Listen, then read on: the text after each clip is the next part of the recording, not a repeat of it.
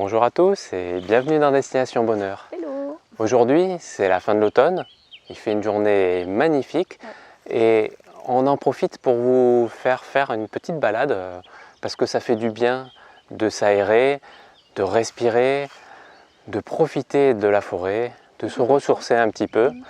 Et on va profiter de cette promenade pour vous montrer un petit peu tout ce qu'on peut voir et ramasser autour de nous parce que la forêt est merveilleuse et il y a plein de choses qui sont intéressantes, des plantes qui sont comestibles et qui sont juste délicieuses. Et plutôt que d'aller au supermarché, on fait la promenade et on va récolter tout ce dont on a besoin pour le repas de ce soir et voire même pour les jours suivants.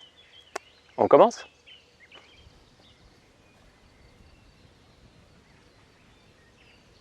Alors ici, au bord d'un chemin, tout près de la route, j'ai vu qu'il y avait de jolies plantes. Mais ces plantes sont sauvages et comestibles, ce sont des blettes sauvages. Donc c'est à la fois bon pour nous et également pour les poulettes.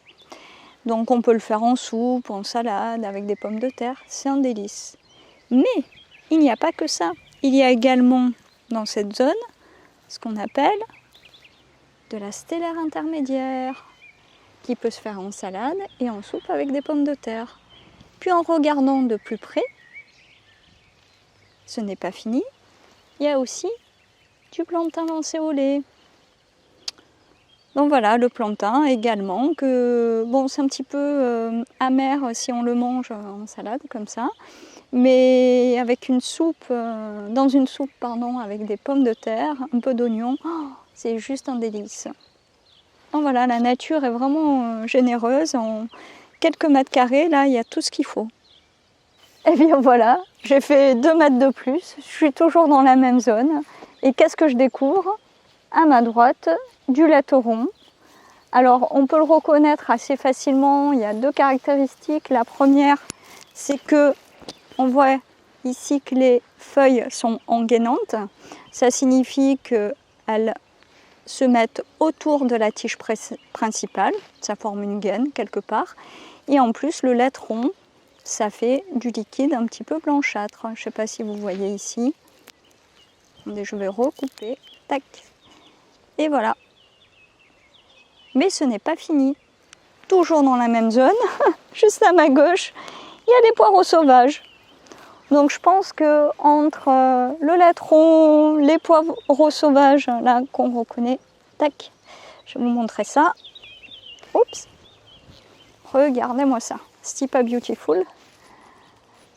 Voilà, donc on peut faire une super bonne soupe avec de la salade pour accompagner la soupe et tout ça dans même pas combien, 5 mètres carrés, que du bonheur.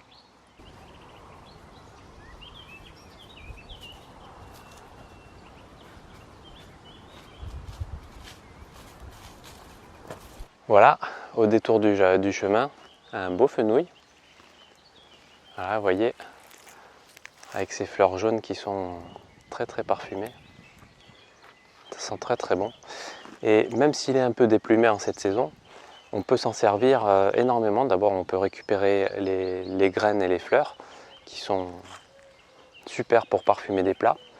Et on peut récupérer les tiges vertes, voilà, qu'on met dans les saumures pour parfumer, et notamment les olives. On a fait comme ça toute une quantité d'olives qu'on a préparées cette année en saumure. Et on a mis beaucoup de fenouil dedans, ça donne un goût juste délicieux.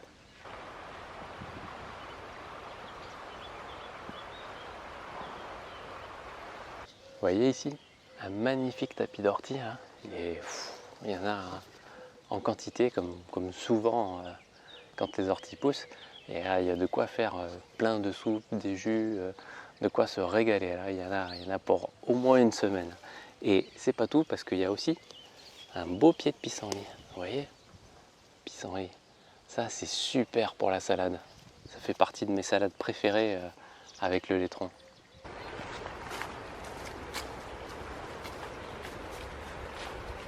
Voici une plante intéressante qui s'appelle la prêle et qu'on peut consommer en tisane. Elle est très reminéralisante. bien sûr, comme toujours, on l'accueille loin de toute pollution. C'est une plante avec une tige unique et avec des feuilles filiformes et verticillées. Verticillées, ça veut dire qu'il y a tout un ensemble de feuilles qui partent du même point tout autour de la tige. Vous voyez, c'est là, elle est très très facile à reconnaître. Elle a vraiment une forme très très particulière. Et en tisane, c'est très très bon. C'est une plante médicinale très bien pour quand on s'est cassé les os, pour reminéraliser pour les dents, pour les cheveux. C'est une super plante.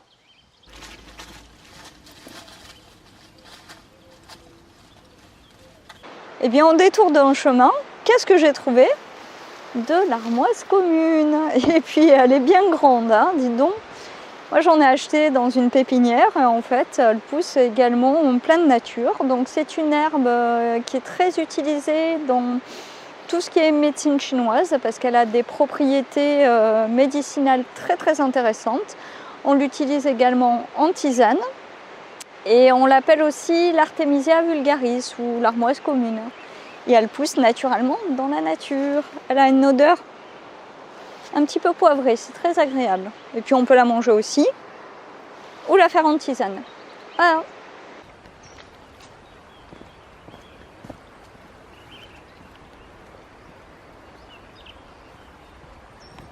Vous voyez ici, on a un très beau cynorrhodon. Le cynorrhodon, c'est un rosier sauvage. On appelle ça aussi un gratte-cul. Et ça fait des fruits rouges qui sont magnifiques, qui sont à la base durs, mais qui aux premières gelées deviennent mous.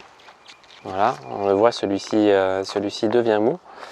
Et l'intérieur contient des graines et des petits poils, mais il y a une enveloppe charnue autour qui, dès que ça devient mou, fait une sorte de confiture qui est sucrée, acidulée, très très bonne. C'est un fruit plein de vitamine C et c'est excellent. On peut aussi les garder en entier, les laisser sécher et les mettre dans des tisanes par exemple, c'est très bon. Et c'est une plante qui est très fréquente, on les trouve très très souvent au bord des chemins. Voilà, donc il faut profiter, c'est les fruits d'automne. Et on va faire d'une pierre deux coups, puisque juste à côté du cynorrhodon, on a une aubépine. Une aubépine, vous voyez, ça s'appelle comme ça parce que c'est un buisson un petit peu épineux, on voit une épine là. Et surtout, ça fait des fruits qui sont comestibles en automne. Il faut que les premiers froids, comme pour le cynorrhodon, soient passés par là pour qu'ils deviennent comestibles. Et c'est un fruit qui n'est, on va dire au goût, il est ni bon ni mauvais, il est assez neutre, très légèrement sucré. Mais ça a l'avantage que ce soit très nourrissant et on en trouve partout au bord des chemins, dans un peu toutes les régions de France, et c'est très très courant comme arbre. Ça fait un petit noyau à l'intérieur. Voilà. Je ne sais pas si on le voit à la caméra. Mais on peut faire une journée complète de rando en se nourrissant que de ça. Il y en a absolument partout. Mais voyez, pour l'identifier, ici, on a quelques feuilles. Donc c'est l'automne, elles sont un peu vieilles, mais on voit cette forme très découpée des feuilles. C'est assez caractéristique. C'est facile à l'identifier grâce à ça.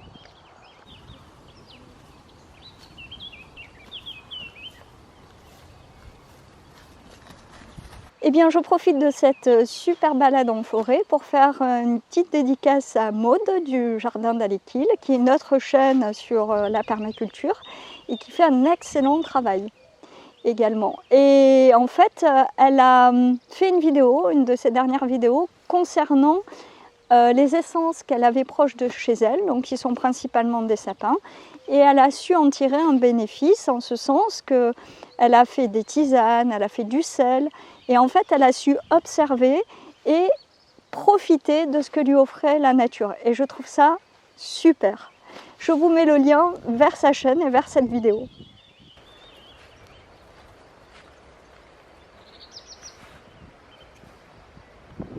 Donc là c'est un peu tard dans la saison, il n'y en a plus beaucoup, d'habitude c'est rempli, mais il y en a encore un peu quand même.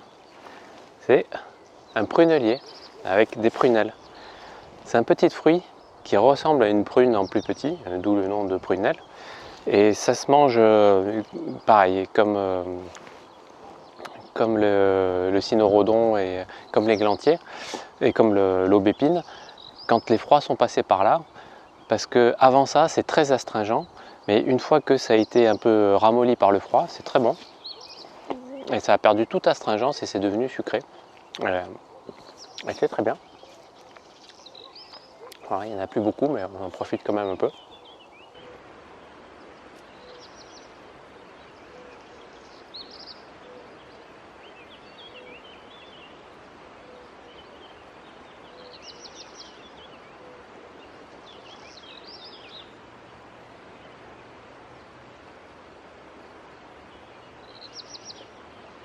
J'espère que cette petite promenade vous aura plu, vous aura aéré et vous aura donné envie de vous promener vous-même et qu'elle vous aura montré que même en fin d'automne, on peut trouver des quantités de choses intéressantes dans la nature, des plantes sauvages, des fruits comestibles et j'espère que ça vous invitera à essayer par vous-même parce que la nature est généreuse en toute saison. Je vous souhaite plein de bonheur et on vous dit À très bientôt. à très bientôt.